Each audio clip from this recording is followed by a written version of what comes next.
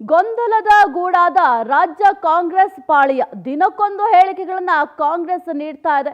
ಭಾರಿ ಡ್ಯಾಮೇಜ್ ಕೂಡ ಆಗ್ತಾ ಇದೆ ಈ ಹೇಳಿಕೆಗಳಿಂದ. ರಾಜ್ಯ ಕಾಂಗ್ರೆಸ್ ಪಾಳಿಯ ಈಗ ಗೊಂದಲದ ಗೂಡಾಗ್ಬಿಟ್ಟಿದೆ. ದಿನಕ್ಕೊಂದು ಹೇಳಿಕೆಗಳನ್ನ ಕೊಡ್ತಾ ಇದ್ದಾರೆ ಶಾಸಕರು.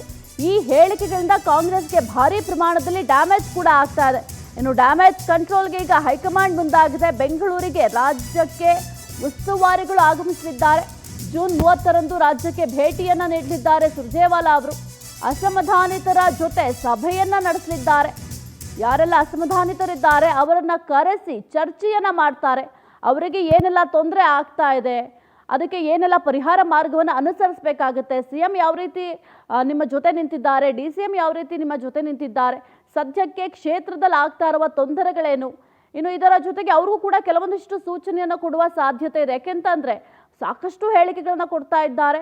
ಇನ್ನು BJPಯವರಿಗೆ ಇವರು ಅಸ್ತ್ರವಾಗಿ ಪರಿಣಮಿಸ್ತಾ ಇದೆ ಇವರು ಕೊಡ್ತಾ ಇರುವಂತಹ ಹೇಳಿಕೆಗಳು. ಹಾಗಾಗಿ ಡ್ಯಾಮೇಜ್ ಕಂಟ್ರೋಲ್ಗೆ ಈಗ ಹೈಕಮಾಂಡ್ ಮುಂದಾಗಿದೆ. ಇನ್ನು ಬೆಂಗಳೂರಿಗೆ ಉಸ್ತುವಾರಿಗಳು ಆಗಮಿಸಲಿದ್ದಾರೆ. ಜೂನ್ 30ರಂದು ರಾಜ್ಯಕ್ಕೆ ಸುರ್ಜೇವಾಲಾ ಅವರು ಭೇಟಿ ಮಾಡಿ ಅಸಮಾಧಾನಿತರ ಜೊತೆ ಸುರ್ಜೇವಾಲಾ ಅವರು ಚರ್ಚೆಯನ್ನ ನಡೆಸಲಿದ್ದಾರೆ. ಬಹಿರಂಗ ಹೇಳಿಕೆ ನೀಡದಂತೆ ಎಚ್ಚರಿಕೆಯನ್ನು ಕೂಡ ವಹಿಸಲಿದ್ದಾರೆ. ಕುರಿತು ಹೆಚ್ಚಿನ ಮಾಹಿತಿ ನೀಡ್ತಾರೆ ನಮ್ಮ ಪ್ರತಿನಿಧಿ ಶಶಿ. ಕಾಂಗ್ರೆಸ್ನಲ್ಲಿ ಮೇಲ್ನೋಟಕ್ಕೆ ಏನೂ ಸರಿ ಇಲ್ಲ ಅನ್ನೋದು ಸ್ಪಷ್ಟವಾಗಿ ಕಾಣ್ತಾ ಇದೆ. ಯಾಕಂತಂದ್ರೆ ಒಬ್ಬರಾದ್ಮೇಲೆ ಒಬ್ರು ಮತ್ತು ಹೇಳಿಕೆಗಳನ್ನ ಕೊಡ್ತಾ ಇದ್ದಾರೆ. ಇದು BJPಗೆ ಅಸ್ತ್ರವಾಗಿ ಪರಿಣಮಿಸ್ತಾ ಇದೆ. ಇದೆಲ್ಲದಕ್ಕೂ ಕೂಡ ಬ್ರೇಕ್ ಹಾಕಬೇಕು ಅಂತ ಈಗ ಹೈಕಮಾಂಡ್ ಕೂಡ ಎಂಟ್ರಿ ಕೊಡೋದಕ್ಕೆ ಮುಂದಾಗಿದೆ. ಏನೆಲ್ಲ ವಾರ್ನಿಂಗ್ ಕೊಡ್ತಾರೆ? ಸಾಹಿತ್ಯ, ಸದ್ಯಕ್ಕೆ ಕಾಂಗ್ರೆಸ್ನ ಪರಿಸ್ಥಿತಿ ಯಾವ ರೀತಿಯಾಗಿದೆ ಅಂತಂದ್ರೆ ಮನೆಯೊಂದು ಮೂರು ಬಾಗಿಲು ಅನ್ನೋ ಗಾದೆ ಮಾತಿನಂತೆ ಇವತ್ತು ಪರಿಸ್ಥಿತಿ ನಿರ್ಮಾಣ ಆಗಿದೆ. ಯಾಕಂದ್ರೆ ಒಬ್ಬೊಬ್ರು ಒಂದೊಂದು ರೀತಿಯಂತ ಹೇಳಿಕೆಗಳನ್ನ ಕೊಡ್ತಿದ್ದಾರೆ.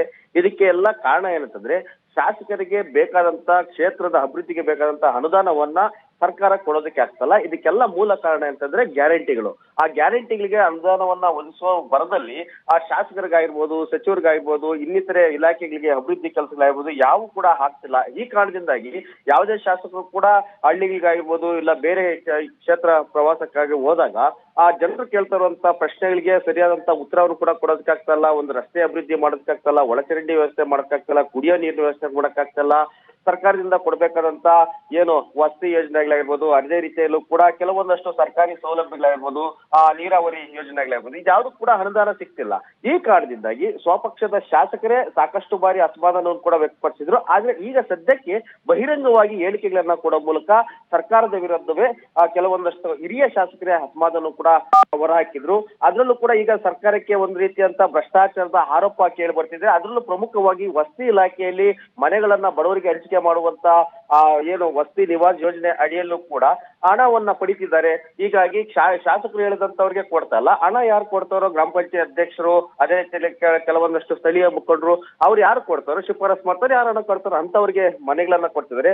ನಾವು ಏನು ಆಡಳಿತ ಪಕ್ಷದಲ್ಲಿರುವಂತಹ ಶಾಸಕರಿಗೆ ಸೂಚನೆ ಕೊಟ್ಟು ಲೆಟರ್ ಕೊಟ್ಟರು ಕೂಡ ಒಂದು ಮನೆ ಕೂಡ ಹಾಸ್ಕೊಳಕ್ ಆಗ್ತಿಲ್ಲ ಅಂತ ಹೇಳ್ಬಿಟ್ಟು ಏನು BR ಪಾಟೀಲ್ ಅವರು ಗಂಭೀರವಾದಂತಹ ಆರೋಪವನ್ನು ಕೂಡ ಮಾಡಿದ್ರು. ಅದಕ್ಕೆ ಸಂಬಂಧಪಟ್ಟಂತೆ ಜಮೀರ್ ಆಪ್ತ ಸಹಾಯಕರಾಗಿರುವಂತ ಏನ್ ಸರ್ಫರಾಜ್ ಖಾನ್ ಅವರು ಕೂಡ ಮಾತಾಡಿರುವಂತ ಆಡಿಯೋ ಸಂಭಾಷಣೆ ಕೂಡ ವೈರಲ್ ಆಗಿತ್ತು. ಅದಕ್ಕೆ ಸ್ಪಷ್ಟೀಕರಣ ಕೂಡ ಈಗ CM ಸಿದ್ದರಾಮಯ್ಯ ಅವರು ಕೂಡ ಕೇಳಿದ್ದಾರೆ. ಮತ್ತೊಂದು ಕಡೆ ಅವರು ಕೂಡ ಗಂಭೀರವಾದಂತಹ ಆರೋಪ ಮಾಡಿದ್ರು. ನಮಗೆ ಬೇಕಾದಂತಹ ಅನುದಾನ ಸಿಗ್ತಿಲ್ಲ, ಕಾರಣದಿಂದಾಗಿ ನಮಗೂ ಕೂಡ ಅಸಮಾಧಾನ ಆಗಿದೆ ಅಂತ. ಮತ್ತೆ ಈ ಎಲ್ಲ ಆರೋಪಗಳು ಬರ್ತೈತೆ, ಅನುದಾನ ಸಿಗ್ತಲ್ಲ, ಮತ್ತೆ ಭ್ರಷ್ಟಾಚಾರದ ಆರೋಪ ಕೇಳ್ಬರ್ತೀವಿ. ಹೀಗಾಗಿ ಒಂದಷ್ಟು ಹಿರಿಯ ಸಚಿವರನ್ನ ಕೈ ಬಿಡಬೇಕು, ರಾಜೀನಾಮೆಯನ್ನು ಕೊಡಬೇಕು, ನಮಗೂ ಕೂಡ ಅವಕಾಶ ಕೊಡಬೇಕು ಅಂತ ಹೇಳ್ಬಿಟ್ಟು ಬೇಲೂರು ಗೋಪಾಲಗೌಡರು ಕೂಡ ಆರೋಪನ ಮಾಡಿದ್ರು.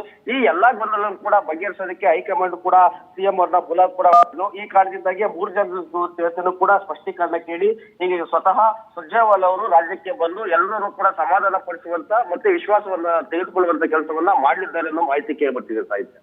ಓಕೆ, ಥ್ಯಾಂಕ್ ಯು ಶಶಿಧರ್ ನಿಮ್ಮೆಲ್ಲ ಮಾಹಿತಿಗಾಗಿ.